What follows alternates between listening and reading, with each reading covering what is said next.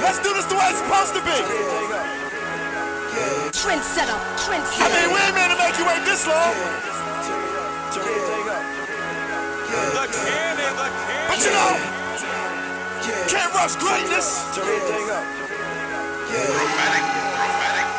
It's the GOAT Coach, Coach T Flow, and in today's episode of Coffee with Coach, I'm asking a question. Are you married to food? And if you are married to food and you are training towards a specific goal, then you need to get a divorce. I know that might sound extreme, guys, but some of us, we have a relationship with food that we have to eat exactly what we want to eat when we want to eat it. And I know that might sound kind of crazy, but when it comes to training, especially when you are training for a specific goal. For example, I am trying to get back up under 200 pounds. And it's crazy because for the last 2 weeks, I haven't been able to train like I want to because of an injury. So look at the equation. Let's look at all the parts into it. I want to lose weight, but I can't train. The two things are just going to make you, and I'm just being kind of like blank with this, there's other determining factors. But the main thing is if I continue to eat while I'm not training, guess what? I'm going to gain weight. So something had to take a hit, and the hit is always going to come on the diet if you want to be successful. Am I telling you to starve yourself? No. The average human body can go 30 days without food. A day or two of fasting, a day or two of maybe eating a veggie plate or veggie day, a day or two of low carb, that's not going to hurt you. We have to build willpower, people. We got to have willpower. I'm not trying to say if you eat regular portions to stop. All I'm saying is adjustments had to be made if you're training for a specific goal, So I want to be up under 200. My diet has to change if I want to get that number. Do I have to starve myself? No, but I do have to make adjustments. And it won't be comfortable all the time. It's not always comfortable, but that doesn't mean you give up. Oh, I'm a little hungry, or I sure have a taste for some Oreos or whatever. We have to have better willpower than that. The main thing that I see now, and I'm not making this a gender thing, but in all the transformations that I have, I would say that most of the time what I see fail with women, I see a higher rate of not being able to control the diet. With the guys, it's more of like they can do the diet thing with the eating. I think with the guys, it's more of the consistency or the continuity. So then that's just what I've seen with my experience. It's two different reasons for the people who do fail. It's two different reasons. With the women, it's like it's a higher rate with the food. And I don't know where that comes from. I don't know if it's a thing where they're emotionally attached. People say they eat emotionally, eating whatever. Guys are a little bit more penny pinching when it comes to food. They can make the food adjustments a little better in my travels, in my studies, with what I do. So I'm not speaking to just females. I'm speaking to the guys too when I say, if you are married to food, if you're a person who likes to eat food, different foods, you're going to have to get divorced or definitely separate while you're trying to get your specific goal. Now, what's more important to you? Stuffing your face with food that your body's going to take what it needs, what it doesn't need, it's going to go and poop that. And then all that other stuff that if you're not training or working out, it's going to stay in you. It's going to stay in you. So when I hear people say you want to get summertime fine, or I want to lose a little belly, or I want to do that, if you're not talking diet or nutrition, it's not going to happen. I mean, you'll get newbie gains. Everybody know what a newbie gain is. A newbie gain is when you first start, your body will lose water weight. You'll shock your body, so you might burn some calories in the beginning. But once your body realizes, okay, this is what we're doing, and you haven't adjusted that eating to your macros, then you're gonna have a tough road, guys. I've consistently documented, have helped people lose 40, 50, 60 pounds, even 80. And myself, I lost over 125 pounds. But make no mistake, in that equation, in every single case, the person had to make adjustments to their diet, adjustments to their nutrition to meet those goals. And, once you come here and I do my job, and if you leave, if you don't stay for the fourth level of 4.0, the fourth level is maintenance. If you say, I got it now, thank you, coach, and you go out in the world and you don't stay on as a maintenance client, time and time again, I see people in the street, they've gained back 20 pounds or they gained back 15. Oh, I need to come back and see you, coach. How to put this weight back on? I said, yeah, you should have never left. Maybe leaving as graduating almost to a certain extent from level 4. And let me tell y'all the levels. The first level is introduction. The second was training. The third one's reevaluation. And the fourth one is maintenance. So in maintenance, you're not really a personal training client, so to speak, but you're still a member of the gym. You still come to facilities. I still check up on you. We still get that our tools for measuring, which is pictures, body fat meters, scales, tape measure. I don't use one thing. I use an array of different things to measure your fitness, and we keep it going.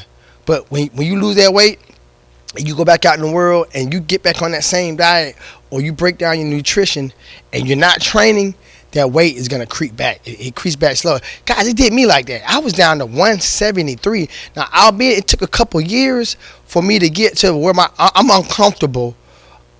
Anything over 200, I'm not happy with myself. In the 185-ish range, I'm optimal. And if we can get below that, that'll be great. But I'm good at 185. You can see my abs. I got abs. I got serrated obliques. I look like I fit the bill in the 180s.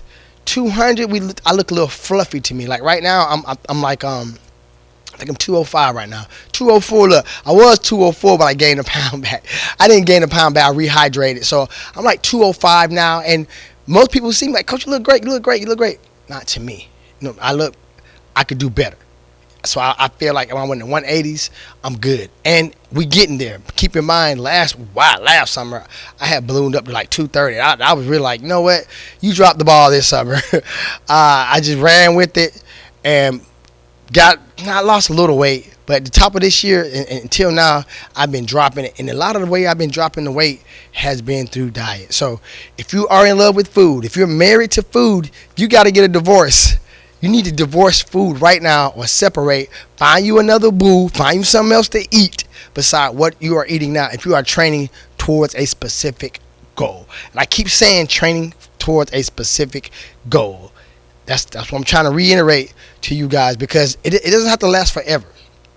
But even when you do get your transformation, you have to taper it off. You cannot go back to what you were doing pre-training.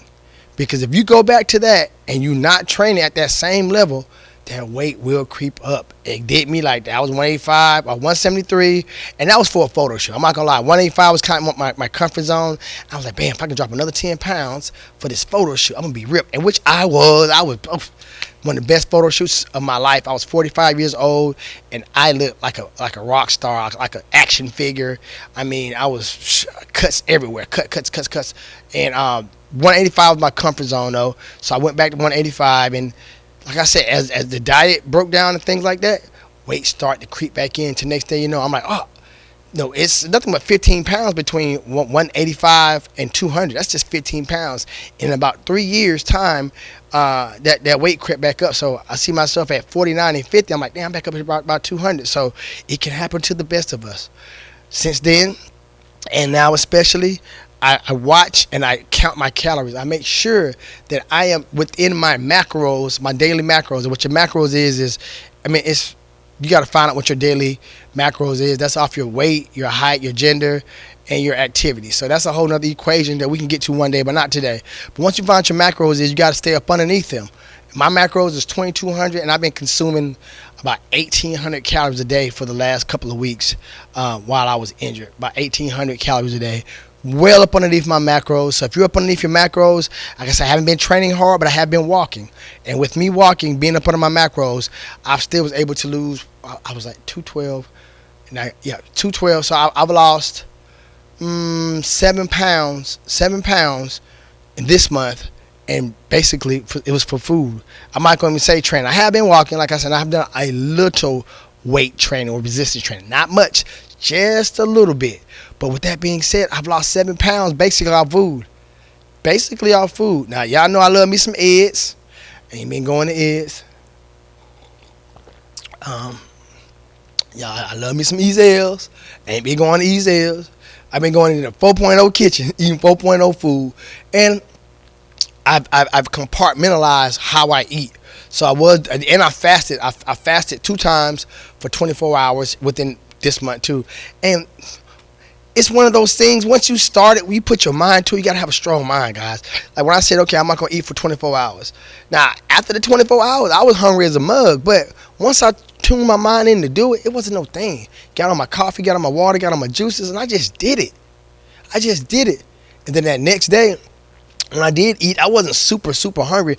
Now, I ain't going to lie. The second fast, I was a little bit more hungrier than the first one. And the only reason I was because when I did my first fast, it was around the time my back was hurt. By showing up, my back was hurt. Kind of like the weekend, that following week where I had injured my back. So it was fresh. My back injury was fresh.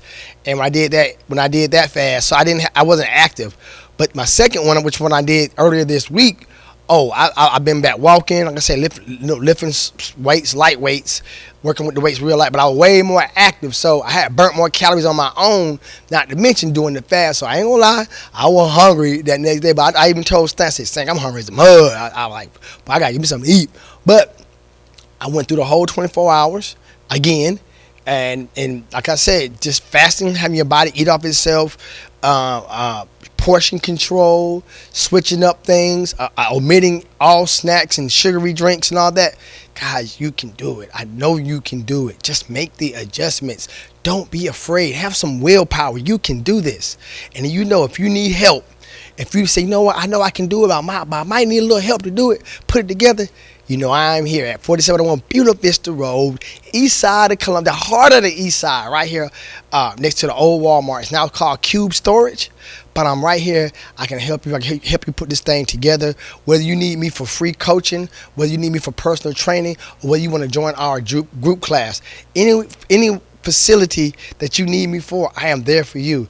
And when it comes to this food, guys, we can sit down, come up with a great plan for you.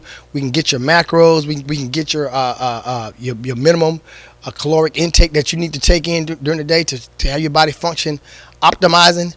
And once we figure those numbers out, you know, it's on you to come up underneath those numbers, okay? So if you need help with this, guys, y'all know what to do. You can inbox me right here, or you can stop by the gym at 4701 Buena Vista Road. If it's any way possible, guys, you come here Monday morning. I will be here actually doing assessments Monday morning. So if you can get here Monday morning for a free walk-in assessment, I'm here for you. I'm here to help, guys. Don't nobody in the city care about y'all like me. Nobody in the city wants to see you get fit like me. Trust me, because I realize how much health is important, especially in the African American community. So many of us die from health-related causes that could be prevented. I mean, it's a real high percentage of black people who die because of our health. Now, we all gonna die. We know that. But we want to be here as long as we can. We want to be with these children, these grandchildren, and enjoy life. Not only just be here, enjoy life. The GOAT can help you with this. So pull up on me, inbox me, contact me, and let me help you. It's the GOAT Coach for Coach T Flow. This was Coffee with Coach. Peace. I'm out. Let's do this the way it's supposed to be. Trendsetter. I mean, we ain't meant to make you wait this long. The cannon. But you know, can't rush greatness.